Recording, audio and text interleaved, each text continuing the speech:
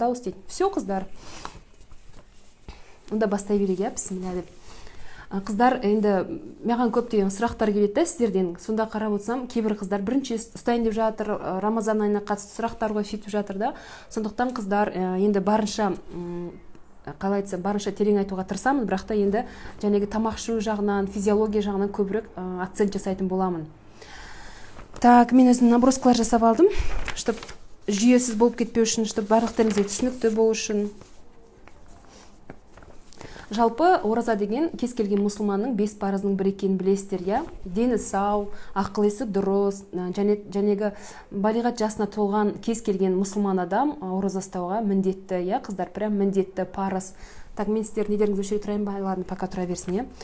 Одан кейін қыздар, ораза дегеніміз жәнегі өзінің таң намазының уақыты бар ғой, соған дейін, яғни адам аузын жабады, кешкі жақын ақшам намаз уақытында аузын ашады. Осы уақыттың арасы ораза, яғни адамның аузы жабық болады, иә, тамақ ішпейді. Осы 2 этаптан тұрады. Былай қарасақ, жалпы Рамазан айында күніміз 2 этаптан тұрады. Біреу аузы ашық кезінде тамақ ішу болатын кез, біреуі жабық кезі. Ораза дегеніміз тек қана тамақпен ішуден ғана өзімізді шектемейміз, онымен қатар жыныстық қатынаста болмайтын кез, иә, қыздар. Ол жәнегі уақыттың арасында ғана.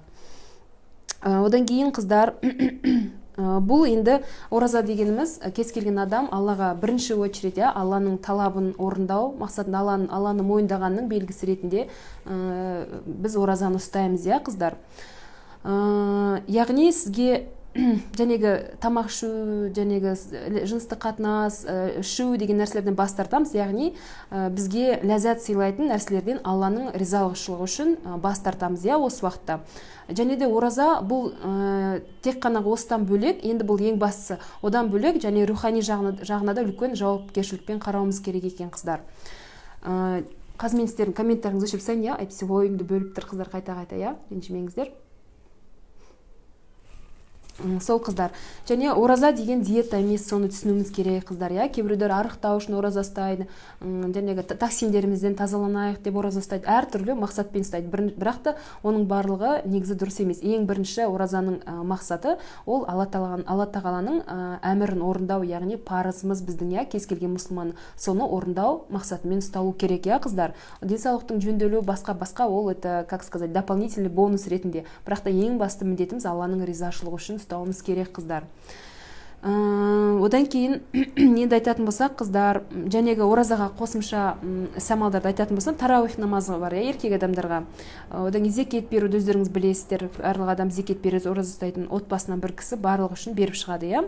Құран оқу, дұға жасау, жәнегі Құранның сүрелерін жаттау, туыстармен жақсы қарым-қатынаста болу, ауызашарға шақыру, ауызашарға өзіміз бару, және ренжіскен адамдармен қайтадан татуласу деген сияқты көп ізгі амалдарды жасауымыз жақсы екен ораза кезінде. Оның сауабы да арта түседі екен. Ораза кезінде жалпы естеріңізде болсын, қыздар, білмегендеріңіз, кез келген амалдарымыз, біздің жақсы амалымыз болсын, амалдарымыз болсын, еселенеді екен. Сондықтан ораза кезінде мұсылмандар, оны түсінген мұсылмандар барынша көп садақа беріп, барынша көп жақсылық істеуге тырысады екен, қыздар. Жаман нәрселерден өзімізді шектеп деген сияқты, иә, барлығымыздың бойымызда бір жаман қасиеттеріміз бар, өзімізге ғана қаян. Соны хотя бы ораза кезінде өзімізді бас тартып, соны өзімізді тежей білуіміз керек екен, қыздар, түсінген адам үшін. Өздеріңіз байқасаңыздар, ораза кезінде садақа жасау көбейіп кетеді, благотворительность көбейіп кетеді. Оның бәрі текке емес, қыздар, өйткені адамдар, түсінген адамдар сауап жинауға тырысады осы Рамазан айында. Рамазан айы деген бір керемет сказочный айлардың бірі ғой, адамдардың және дұғасы, армандары орындалатын. Алла тағала айтқан, ораза ұстаған адамның жәнегі сыйын өзім берем деп. Өзім деген, ол дегеніміз, біз пендеміз ғой, біз шатасуымыз мүмкін біреу машина сұрайды, мүмкін біреу осындайда бір жұмысқа тұрғым келеді деп сұрайды, иә. Бірақ Алла тағала бізге не керек екен, тек Алла тағала біледі. Бізге ол қайырлысы не екенін тек жаратушымыз біледі. Сондықтан бізге сыйлайтын сыйы біз ойлағаннан да керемет болатыны ол сөзсіз, қыздар.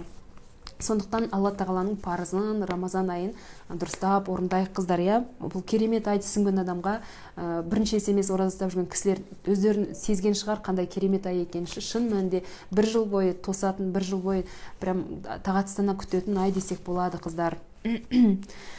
Енді, қыздар,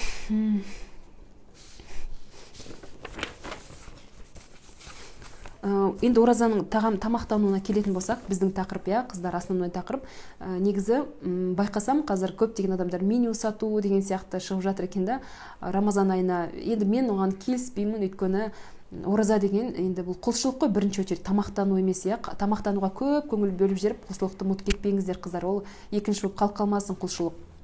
Бірінші орында Алла тағалаға деген құлшылық болу керек, қыздар. Одан кейін тамақтануға қатысты айтатын болсам, барлықтарына бір меню жарамайды, өйткені әркімнің отбасында тамақ ішу салты әртүрлі, адамның ағзасының қабылдауы жәнегі непереносимость деген болады, аллергия деген болады, әртүрлі жағдай болады, қыздар. Сондықтан менің өзімнің ойымша примерно можно на что-то опереться, үлгі ретінде қарауға болады, бірақ та біреудің меню сатып алып тура сонымен тамақ ішу енді білмеймін, енді бәріне келмейді деп ойлаймын менің ойымша. Одан кейін жәнегі тамақтың құрамы, порциясы адамның істейтін жұмысына да байланысты, өйткені әрбіреуміз әртүрлі іспен айланысамыз, біреу мысалы үшін физикалық жұмыс істейді, ауыр жұмыстар істейді, мысалы үшін жол жөндейді деген сияқты, білмеймін, енді әртүрлі жұмыстар бар ғой, адамның қол күші, қара күшпен істейтін, олардың тамағы басқа болады, мысалы үшін интеллектуальный еңбек ететін адамдар бар, мүмкін программисттер, мысалы үшін мимен жұмыс істейтін адамдар, олардың тамағы басқаша болуы мүмкін. Одан кейін түк істемейтін адамдар бар, енді ол исламда ондай мақұлданбайды, ол дұрыс деп есептелмейді. Ұйықтап сөйтіп өтетін адамдар да бар, негізі біле білсеңіздер, таңертең тамағын ішіп күні бойы ұйықтайды, ауыз ашарға тұрып түнде отырады деген сияқты. Енді ондайларыңыз болса, одан аулақ болыңыздар, ондай жаман әдеттеріңіз болса, осы Рамазан айында жеңуге тырысыңыздар, басқаша өткізуге тырысыңыздар. Осы Рамазан айы барынша қолданып қалыңыздар, қыздар, осы Рамазан айында беретін керемет Алла тағаланың сыйларына алып қалуға тырысыңыздар, қыздар. Енді барлығына, бірақ осы адамдардың барлығына бір ортақ недер бар, қағидалар, қыздар, рекомендациялар. Ол жәнегі Рамазан айында көбірек су ішуіміз керек. 2 литрге примерно шамамен, қыздар, әрбіріміздің салмағымыз жәнегі образ жизніміз әртүрлі, сондықтан шамамен деп айтам, 2 литрде, қыздар, су өте көп болу керек Рамазан айында, қыздар, өйткені ол туралы тағы да айтамын, пока қысқаша айта салайын, осылай су көп керек, қыздар. Одан кейін жеміс жидектер, көкөністер өте көптеп қолдансаңыздар болады, зелень, денсаулыққа пайдалы екен, барлығымыз білетін шығармыз, көкөніс, жеміс жидек, жәнегі зелень, соларды көбейтіңіз барынша менюңізде, ауыз ашарға болсын, таңғы асқа болсын, қыздар. Енді жәнегі Рамазан айында біздің основной ішетін 2 тамағымыз бар, ол жәнегі таңғы ас и кешкі жақын, барлығы атауын білмейді, таңғы ас айтып айтайын, потом кешкі ас ауыз ашардағы, осы 2 ас основной.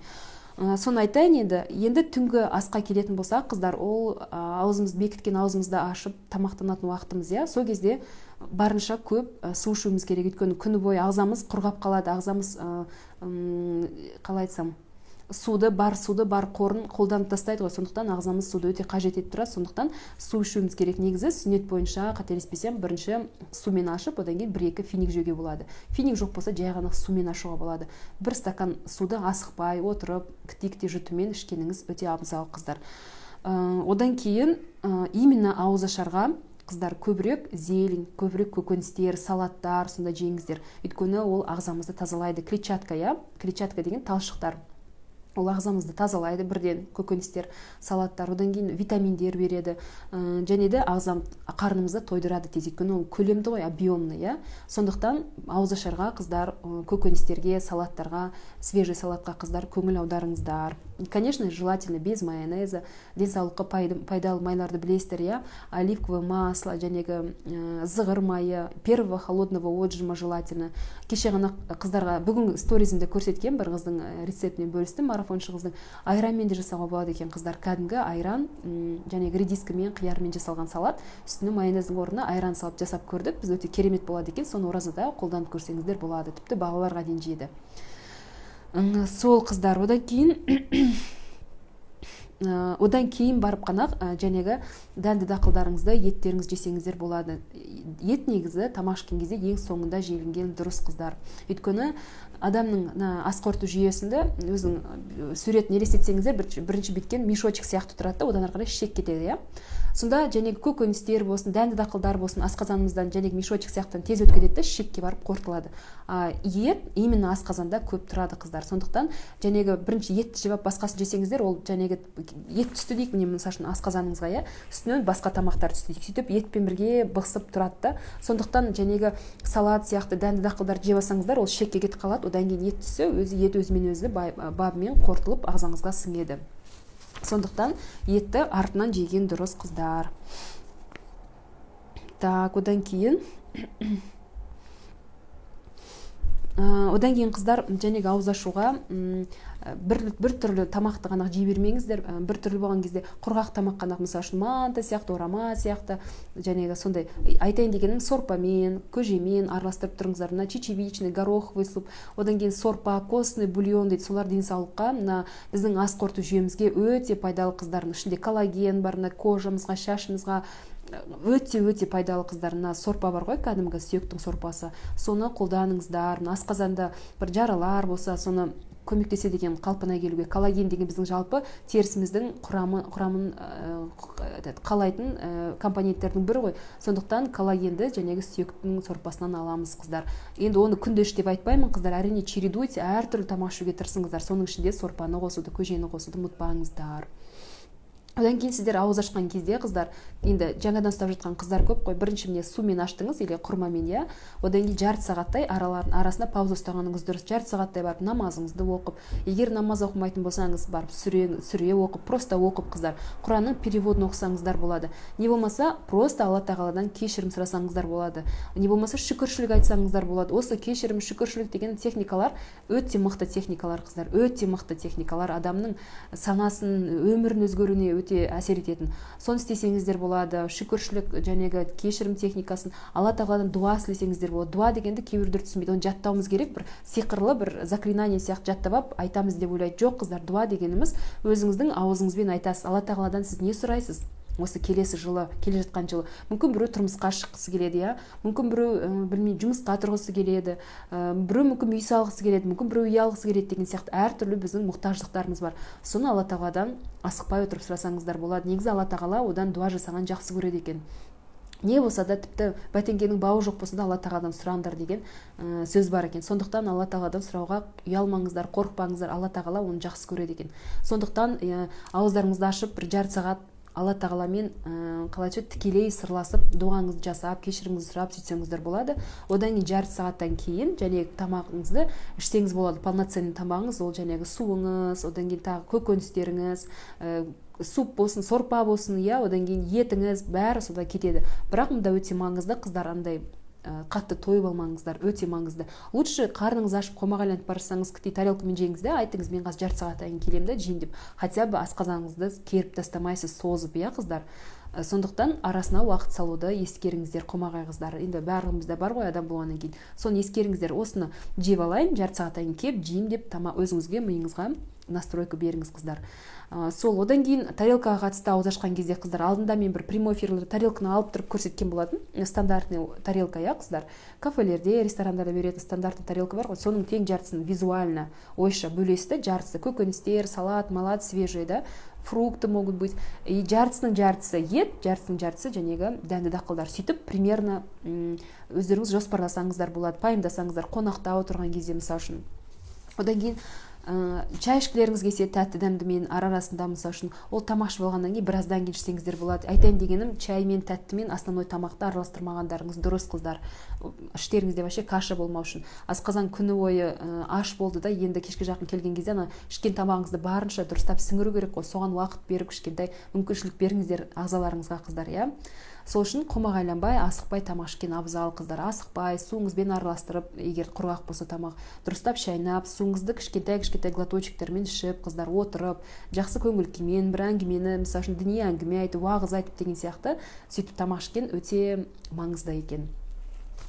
Ал енді таңғы асқа келетін болсақ, таңғы ас қыздар, ауыздың жабудың алдындағы тамағымыз, иә, яғни күні бойы сол тамақ біз берген энергиясымен жүреміз былай қарасаңыздар.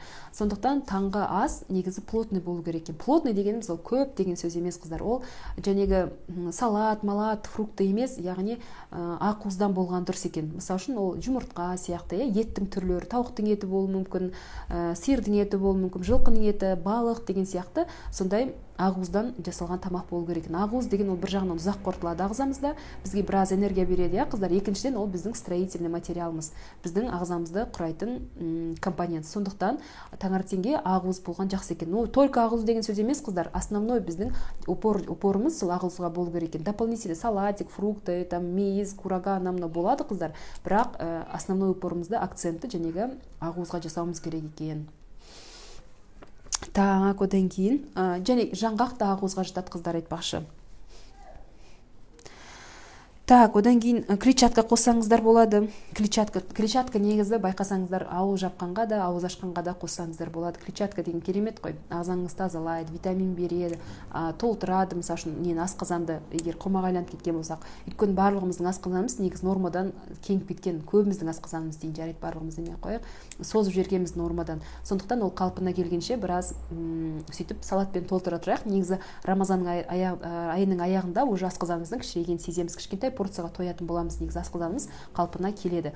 Мына жәнегі айта салайыншы, потом қазір жәнегі қыздар таңғы асқа, қыздар, таңғы асқа тәтті жемеңіздер, ашты жемеңіздер, соленый дейді ғой, немесе пирожный деген сияқты, торт деген сияқты ауыз ашқаннан қалған заттарыңызды таңертең жеп жүрмеңіздер, өйткені олар шөлдетеді. Тәтті жалпы қыздар шөлдетеді, мына сілекейді қоюландырып сөйтеді. Сондықтан оны жесеңіздер қиналып қаласыздар. Сондықтан или чуть-чуть, или вообще жемей қойғандарыңыз абзал. Ашты, тәтті естеріңізде болсын, қыздар. Таңғы тамаққа керек емес. Сол, қыздар, енді жәнегі айттым, ораза кезіндегі тамақтанғанда өте маңызды нәрселердің бірі ол су деп, өйткені күні бойы ағзамыз сыртымыздан білінбегенімен күні бойы ағзамыз жәнегі ішімізде неше түрлі процестер болып жатады, әсіресе токсиндерден, шлактардан, қалдықтардан ағзамыз тазарады. Біздің ағзамыз негізі неше түрлі тамақ жейміз, біз, қыздар, неше түр маргарин, сұйық майлар, рафинированный, және кириешки, мериешки, красители, стабилизатор, неше түр аттардың страшный нәрселерді жейміз, оның барлығы біз негізі дәретімізден шығып кетпейді, қыздар. Какой-то несе қалады ағзамызда, шөгіп қалып қалады екен ағзамызда, асқазанымызда, мысалы үшін, жәнегі немізде, ішектерімізде слизь болып қалып қалады екен, қыздар. Соның барлығын осы Рамазан айында ағзамыз не істейді? Ағзамыз оны қорытады екен. Тамақ жоқ, не істейді ағза? Жәнегі қалдықтарды қорытады. Сол қалдықтарды енді қорытқаннан кейін ағза шығару керек қой, токсиндерді. Ол шығару үшін су керек міндетті түрде. Өзімен өзі құрғақ күйінде шығып кетпейді ғой, қыздар, Сіздер білесіздер, выделительная система біздің жәнегі ең үлкен теріміз, теріміз сосы арқылы шығады токсиндер, жәнегі дәрет арқылы шығады, ауыз, тіліміз арқылы аппақ налет болып шығуы мүмкін. Соның барлығына, қыздар, осы процесс нормально жүру үшін оған су керек екен. Сондықтан сіз күні бойы су ішпесеңіз де, аузыңызды ашқаннан кейін барынша су ішуге тырысыңыз. Ол деген жәнегі қылқылдатып бүйтіп тұрып стаканды жұтты деген сөз емес. Олай істесеңіз туалетке кетеді, болды. Ешқандай сізге пайда болмайды. Сондықтан исламның несі бар ғой, біздің ислам дінімізде айтылған суды қалай ішу керек, әдебі бар өзінің. Отырып, байыппен, кішкентай жұтумен ішу керек екен, қыздар. Соны қолға алыңыздар. Осында бір есіме бір не түсіп отыр да, бүгін бе кеше ме марафоншы бір қыз жазыпты. Мүмкін даже сторизға қойып қоямыз, скоро, қыздар. Марафонға қатысатын кезде айтты, мен алдында бір марафондарға қатысқам, онда суды тұрып ішу керек деп айтты деп. Менде отек бар деді ол кісі. Мен айттым, жоқ, сіз қатыса беріңіз, су ішіңіз деп. Ол кісіге объяснила, отырып ішу керек, кішкентай глоточектермен ішу керек деп. Сол кісі бүгін бе кешеме жазыпты маған. Сізге үлкен рахмет, отырып кіти глоточектермен ішкеннен бастап менің отегім кетті деп. Видите, қыздар, бұл енді жәнегі ғылыми түрден ғылыммен дәлелденбеген байланысты, бірақ та исламда айтылған нәрсе. Суды отырып ішу керек деп, судың әдебі бар, қыздар, кіти. Сондықтан, қыздар, егер де су сіздің ағзаңызға кері әсерін тигізбесін десеңіз, керісінше көмектесін десеңіздер, оны отырып, жәнегі өзінің тәртібімен ішіңіздер, кіти глоточектармен. Бірақ та барынша суды ішіңіздер, қыздар, не пренебрегайте. Бірақ суға чай, напитки, коктейль, компот деген нәрсе кірмейді. Судың аты су. Ол жәнегі ағзамызды тазарту үшін оған таза су кіреді, қыздар. Компот, чай ол бөлек, қыздар. Сол, қыздар, так. Содан кейін мынадай бір қызық ақпарат қазір. Содан кейін, қыздар, суға қатысты, су жылы болу керек. Комната температура дейді ғой, қан жылы дейді. Біздің ағзамыздың температурасында не болмаса соған жақын болу керек екен. Сол бізге самый физиологичный ағзамыз соны жақсы қабылдайды екен, сол температурадағы суды. Одан кейін су таза болу керек, қыздар. Одан кейін жәнегі айттым, отырып ішуді, Одан кейін, қыздар, исламда білесіздер, зәмзәм су деген бар. Зәмзәм су деген денсаулыққа өте пайдалы, оны тіпті біз әлі білмейміз де қасиетінші. Негізі қанша біздің дертімізге дауа дейді, зәмзәм су. Соны алып, негізі мынандай не бар, қыздар, настоящий зәмзәм суды алып, кіттей ғана жәнегі тамшысын алып, мысалы үшін 5 литр суға тамызсаңыз, зәмзәмнің сондай бір қасиеті бар екен да, 5 литр суды зәмзәм қандай қасиетке ие, сондай қасиетті қылады екен суды. Сондықтан Рамазан айына бүйтсеңіздер болады, жәнегі зәмзәм суының бутылкасын сатып алып, күнделікті ішетін суларыңызға, әйел адамдарымыз ғой кухняда жүретін, кішкентай ғана бір тамшы болсын, кіттей чайный ложка болсын, суға тамызып, сөйтіп отбасыларыңыздың барлығына соны берсеңіз болады екен. Оның енді біз білетін, білмейтін қасиеті, мен ойлаймын, өте көп деп, өйткені ол зәмзәм суы текке исламда айтылған жоқ, иә қыздар. Сондықтан ол ағзаны оздоравливает, иманға да, жүрекке де бәрін жақсы әсер етеді деп өзім сенемін соған. Мен өзімде бар, мысалы үшін. Соны қолданып жүруге тырысамын. Не только Рамазан айында, жалпы өмірде. Сөйтіп балаларыма да, өзімізді сөйтіп ішуге тырысамыз, қыздар. Сондықтан мен сіздерге зәмзәм суын рекомендую. Қазір егер қаласаңыздар, қайдан аламыз қазір карантинге іздесеңіздер, мен сіздерге өзім алатын жәнегі халал дүкен бар, осындай ислами заттар сататын. Соның несін ссылкасын сала кетемін осы прямой эфирден кейін. Содан алсаңыздар болады. Бұл дүкенде көп нәрсені солардан алып тұрамын. Бұл дүкеннің ерекшелігі жәнегі сататын қыз, бұл фармацевт, жақсы сіздерге ақпарат беріп, түсіндіріп беріп айта алады. Мысалы үшін Рамазан айын сыйлық алсаңыз да, бір дәрі-дәрмек алсаңыз да, жәнегі су алсаңыз да, қалай ішу керек, оның құрамын бәрін түсіндіріп, сізге фармацевт ретінде кәсіби тұрғыдан сізге жәнегі ақыл кеңес бере алады. Сондықтан осы не біткеннен кейін прямой эфир қыздар ссылкасын салып қоям. Егер кімге керек болса, пожалуйста, обращайтесь, қыздар. Өзім солардан аламын. Сол қыздар. Одан кейін тағы бір неге қатысты ғылыми тұрғыдан айтатын болсақ, осы ненің оразаның қасиетін қыздар. Қазір мысалы үшін ғалымдар жаңа мынандай бір неге келіп жатыр, иә, интервальный голодание деген тренд қазір білет. 16-да 8 деген маған қыздар жазады, білет. Сухой голодание деген керемет деп қазір ғалымдардың несі зерттеулері бойынша бәрі тіпті раковый ауруларға, опухоль, гормональный сбойларға көмектеседі деп бәрі вау деп жатыр, иә. Ал ол негізі исламда бар. Соның бір түрі мынау Рамазан айындағы ораза екен, қыздар. Оразаның несі, егер ғылыми тұрғыдан қарайтын болсақ, сухой голоданияға жатады. Өйткені біз онда су ішпейміз ғой. Сол голодовканың щадящий, самый физиологичный, ағзаға кері әсерін тигізбейтін, почти барлық адамға келетін голодовканың түрі екен, қыздар. Представляете, да? Ғылым жалпы жаңа ғана оған келіп жатыр. Ал бұрыннан бар нәрсе, Алла тағаланың бізге істеген сондай сыйын қарасаңыздаршы, ағза өз-өзін оздоравливает сөйтіп. Сондықтан діни тұрғыдан қарасаңыздар да, ғылыми тұрғыдан қарасаңыздар да, одни плюсы түсіне білген адамға оразада. Одан кейін мынандай жәнегі ғалымдар зерттеу жасаған кезде, мысалы үшін оразаның фазалары бар екен, қыздар. Бас кезінде 1-2 күн ағза өте қарқынды түрде токсиндардан жәнегі тазаланады ғой. Сол кезде адамның қанында қант жәнегі құрамы түсіп, потом давление түсіп, ең қиын кез сондай болады екен, бірнеше күн бас кезінде. Оған дайын болыңыздар. Бірақ ол бәрінде болады деген сөз емес, қыздар. Бірақ болуы мүмкін. Одан кейін келесі этап ол жәнегі дене бейімделіп алады. Дене бейімделеді более-менее, но все равно тазарту процесс жүреді, потом восстановление процесс жүріп жатады екен, екі процесс. Ол уже жәнегі басындағы 1-2 күндей болмайды, бірақ все равно ағза қарқынды түрде тазаланып, восстанавливается жатады екен, қыздар. Одан кейін үшінші несі, фазасы, ол жәнегі детокстың, тоже детокс кезі, энергиямыз көбейіп, өзімізді жақсы сезіне бастаймыз, ағза бейімделіп, уже сөйтетін кезі. Одан кейін жәнегі біздің денсаулығымызда бір ақаулар болса, повреждениялар болса, соны қалыпқа келтіретін кез екен, фазасы. Ал ең последний 4-ші фазасы, оразаның ең соңғы 10 күні, адам ағзасының ең керемет кез екен. Мына токсиндерден айырылып, энергиясы көп болып, настроениясы күшті болып, идеялар көп болып, сондай бір болады ғой, максимальный пик кез екен, қыздар. Ең тазарған кезі последний 10 күні. Бұл ғылыми түрде осындай зерттеулер жүргізіпті ораза кезінде. Соны білген адам, мен ойлаймын, морально, психологически дайын болады, иә, қыздар. Бас кезінде біраз қиналсаңыздар, это норма, осындай болу керек деген сияқты, қыздар, иә. Ол ғылыми зерттелген фазалар екен, қыздар. Так, енді қыздар, мына қазір және айттым ғой, біз және қоқыстар ағзамызда көп болып қалып қалады, соны тазаланады деп ораза кезінде деп, иә. Енді қыздар, сіздердің өтінішімнен сіздер представьте, ағзаларыңыз тазаланып жатыр, иә, күшті болып тазаланды. Енді сіз оны ауыз ашқан кезде всякий мусормен толтырмаңыздар. Осы 1 жыл жеген мусорларыңыздың бәрін ораза кезінде ағзаңыз өзі самоочищение қосылады да, өз-өзін тазалайды. Бір кейбір техникалар болады ғой, өз-өзін жуатын, иә, сол сияқты өз-өзін тазалайды ағзамыз.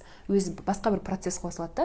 Енді соны қайтадан ағзаңызды шлаковать етпеңіздер. Мен сіздерге сондай кеңесім бар. Ауыз ашарға болсын, оразадан кейін болсын, барынша ағзаңызды таза ұстауға тырысыңыз, дұрыс тамақтануға тырысыңыз. Андай ауыз ашарға майонезбен салат жасамауға тырысыңыздар. Всякий өтірік соктар бар ғой қазіргі, соларды ішпеуге тырысыңыздар, қыздар.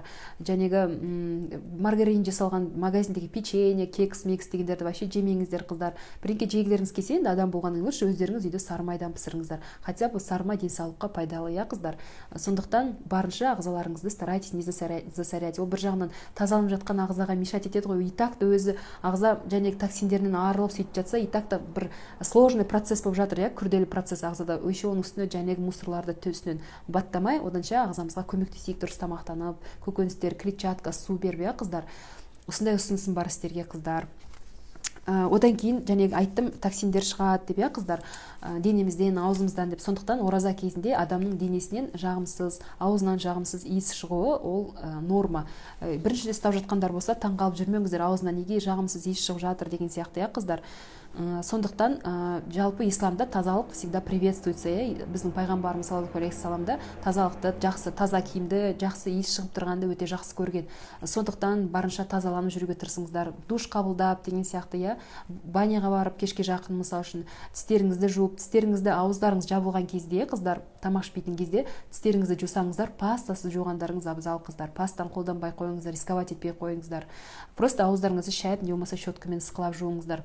Одан кейін денелеріңізді душ қабылдаған кезде бір иісі жақсы сабындармен жуып сөйтіп қайта-қайта сөйтіп тұрыңыздар. Киімдеріңізді ауыстырып тұрыңыздар. Киімге адамның иісі сіңіп қалады ғой. Токсиндер по-любому сіздің денеңізден тері арқылы шығады. Сіз ол білуіңіз мүмкін, білмеуіңіз мүмкін, өзіңіздің иісіңізге үйреніп кетуіңіз мүмкін, жанындағы адамдар жағымсыз иісті сезінуі мүмкін. Сондықтан барынша жуынып шайынып, жақсы иісті сабындарды қолданып, жәнегі духиларды қолданып, таза киім киіп сөйтіп жүруге тырысыңыздар. Егер де жұмыс істейтін болсаңыздар, адамдармен көп жұмыс істейтін болсаңыздар, маска алып алсаңыздар болады. Масканы тағып, сөйтіп өз-өзіңізге уверенно тұрасыз, өйткені ораза кезінде ауыздан жағымсыз иістің шығуы норма. Өйткені тіпті қарасаңыз, тілден де налеттер шығады, аппақ болып, ол ағзамыз тазаланып жатыр. Вы наоборот знаете об этом. Иіс шығып, сөйтіп тіліңіз ағарған кезде токсиндер кетіп жатыр, ағзам тазаланып жатыр, қуаныңыздар, наоборот, қыздар.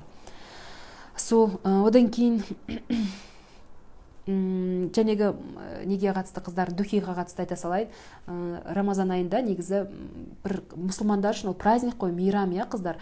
Барлығы сезіну керек мейрам екен. Сол үшін әдемі киініп, духиланып жүрген жақсы ғой. Бірақ та духиға қатысты екі түрлі пікір бар. Спирті бар духилар біреу болады дейді, біреу болмайды деген екі түрлі пікір бар, қыздар. Бірақ та енді дұрысы, наверное, лучше воздержаться. Тем более Рамазан айында спирті бар духиларды қолданбай, лучше қолдансаңыздар. Пайғамбарымыз қолданған сияқты масляный духилар болады ғой, майға жасалған, солардан қолданыңыз. Не болмаса просто және гель для душа сабындарыңыз, иісі бар сабындарды қолданыңыздар деп сіздерге кеңес беремін, қыздар. Сол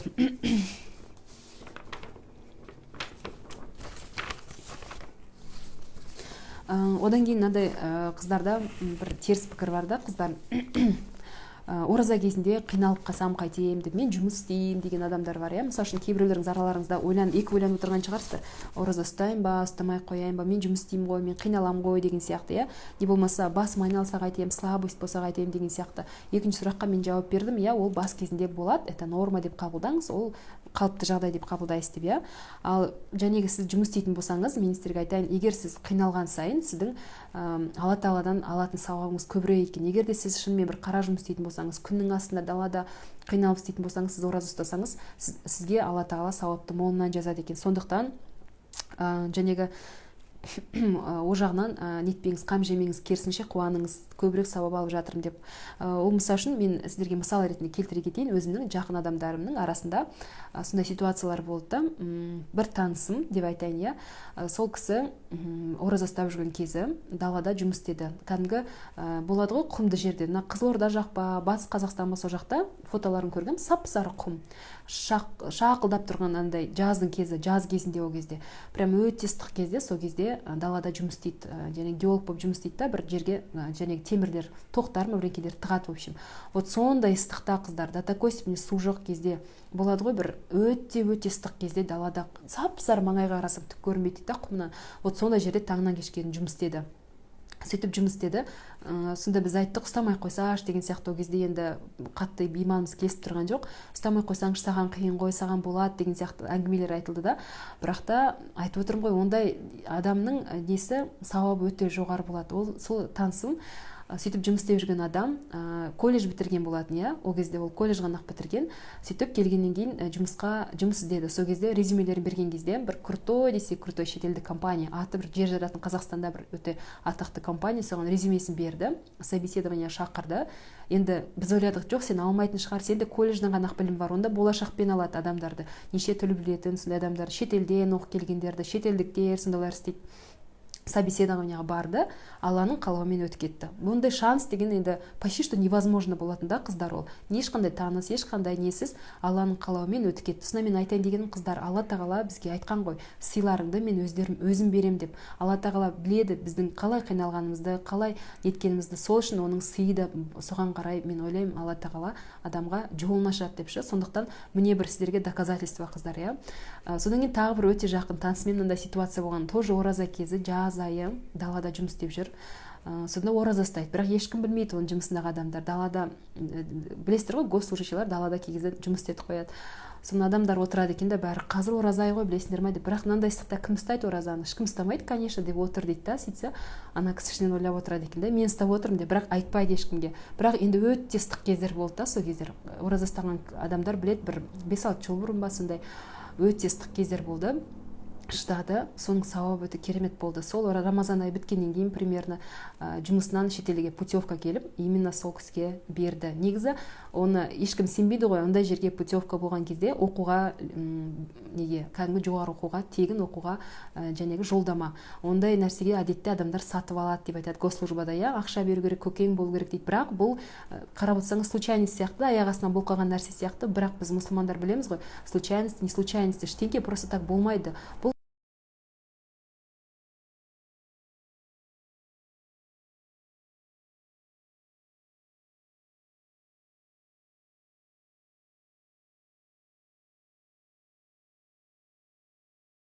Бұл маған бір шаг жасасаңыздар, мен сіздерге 10 шаг бет, сондай бірдеңке бар, жүгірем деген бет. Яғни мұнда мағынасы, сіздер маған кіттей жақындасаңыздар, мен сіздерге одан ары жеңілдетем, одан ары жақындаймын деген.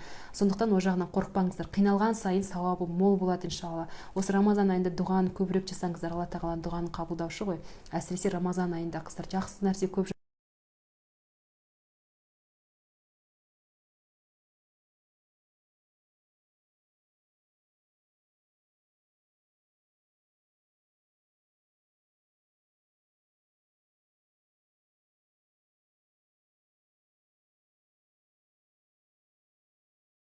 болуы мүмкін. Психологически адам өзін дайындап алады, тамақсыз адам өліп қалады деген, тамақсыз энергиям жоқ болып қалады деген. Негізі оның бары психологиялық настройкалар, дұрыс емес настройка. Адам үйтіп тез тамақтан өліп қалмайды, естеріңізде болсын. Адамның ағзасы ауырып қалмайды, дені сау адам спокойно оны выдерживает. Ондайыңыз болса, көңіліңізді басқаға аударуға тырысыңыз. Мысалы үшін жұмыс істеп, не болмаса басқа бірнекелерге барынша көңіліңізді аударуға тырысыңыз бас кезінде. Одан кейін ағзаңыз үйреніп кетеді, сіз тамақ ішпей жүргеніңізді ағзаңыз сезбейді. Сол қыздар. Одан кейін жалпы кейбір адамдарда зависимость бар, иә, қыздар, чайға зависимость, тәттіге зависимость деген. Ондай зависимостьті адам психологическийдан кейбір физиологический зависимостьқа өтіп кеткен болуы мүмкін, қыздар. Ондай кезде не істеу керек? Ондай кезде қыздар надо просто переждать. Просто күтесіз, оразаны ұстай бересіз, сонда сіздің ағзаңыз жәнегі зависимостьтен арылады. Бір-екі күннен кейін сонда сіз оразаны ұстайсыз, еще және чайға деген зависимостьтен арылуыңызға болады, тәттіге деген зависимостьтен толығымен емделіп кетуіңізге болады. Осы Рамазан айын қолданып, мен сіздерге советую, және зависимостьтен емделіп кетіңіздер. Так, қыздар, одан кейін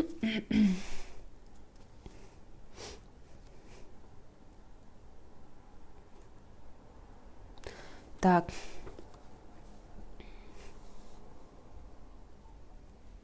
одан кейін қыздар, негізі және рухани жағынан айттым ғой, Рамазан айын өте маңызды деп, рухани жағынан да дамытуымыз керек өзімізді деп. Бұл фарз емес, бірақ желательное действие.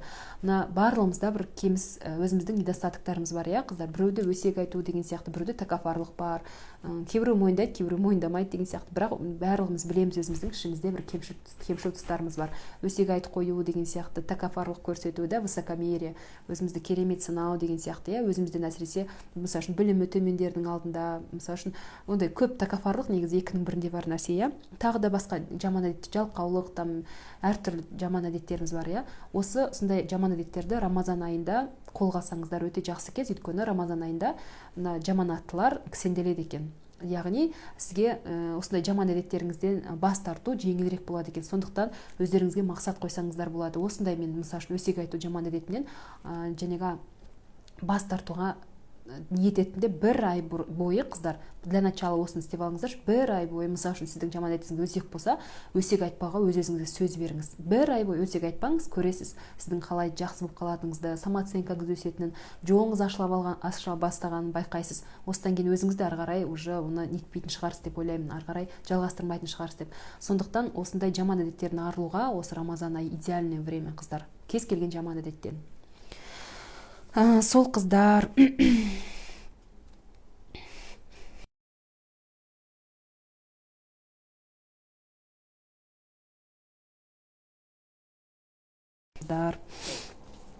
Енді өзім жәнеге қыздар немді айтатын болсам, ұсынысымды айтатын болсам, қыздар, Рамазан айында сіздерге советі өзімнің басына өткен нәрсе, өте керемет техникалар, керемет көмектеседі адамның жәнегі мир восприятиесін, өмірге деген көзқарасын өзгертеді, жолын ашады деген сияқты техникалар бар да, қыздар, өзім қолданып көргем. Соны айтып отырмын сіздерге. Ол шүкірлік техникасы.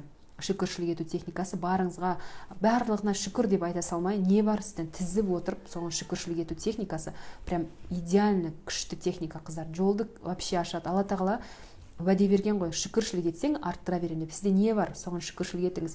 Отбасыңыз бар ма, бәрі аман есен ба, соған шүкіршілік етіңіз. Отбасыңыздың берекесін арттыра береді. Жұмысыңыз керемет па, соған шүкіршілік етіңіз. Алла тағала оның берекесін арттыра береді. Сол сияқты күнделікті соны көру өте маңызды екен, қыздар. Соны байқап, соған шүкіршілік ету маңызды. Соны осы Рамазан айында қолға алсаңыздар болады. Мен сіздерге прям советую, қыздар. Күнделікті, мен мысалы үшін құптан намазынан кейін осыны істеймін. Уже бір жылдан асқан шығар. Жәнегі құптан намазынан кейін отырып алып шүкіршілік айтамын. Біраз отырып айтамын, тізіп отырып шүкіршілікті Алла тағалаға. Соның аяғында барлығына байқайтын нәрселер бар, байқамайтын нәрсе бар, барлығына шүкіршілік деп Алла тағалаға мадақ айтып, барлық мадақ, барлық мақтау өзіңе ғана тән деп Алла тағалаға сөйтіп нетемін.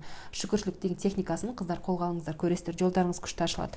Одан кейін кешірім техникасы. Кешірім техникасы тоже керемет техникалардың бірі.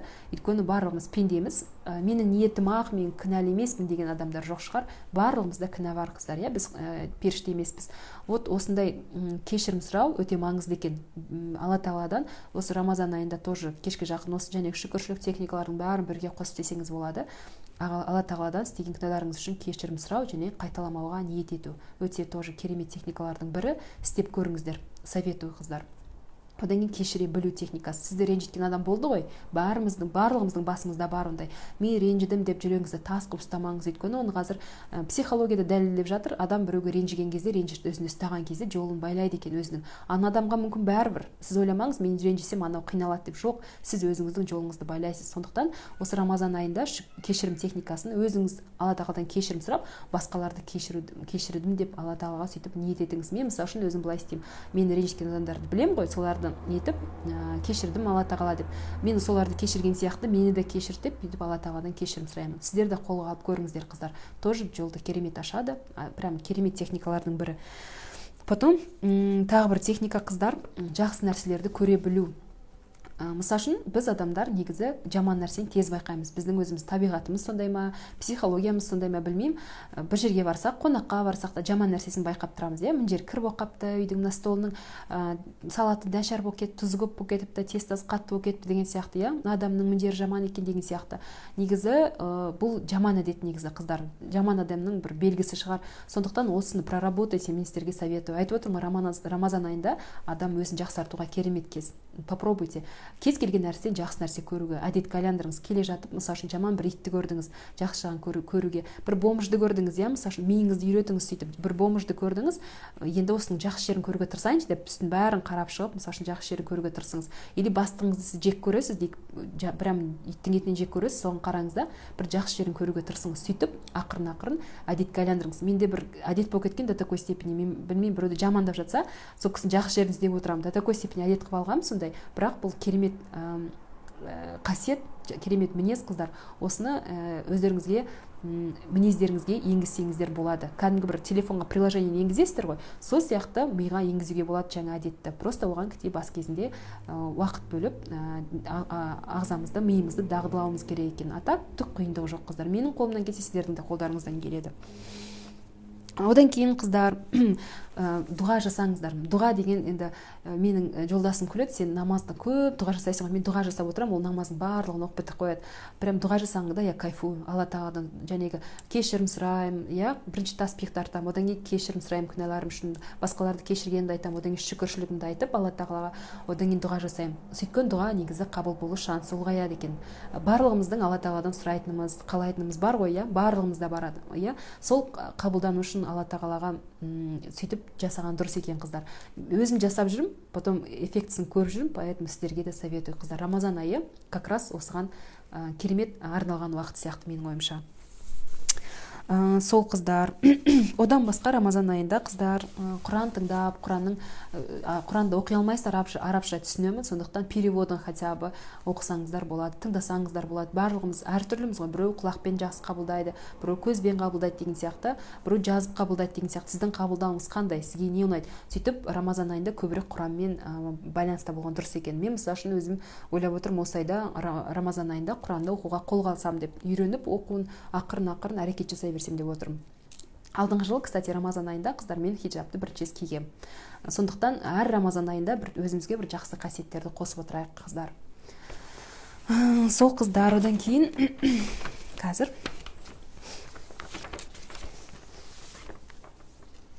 так, қыздар, мына эфир бітіп қалайын деп тұр, мен қазір шығайын, потом қайтадан кірейін, иә.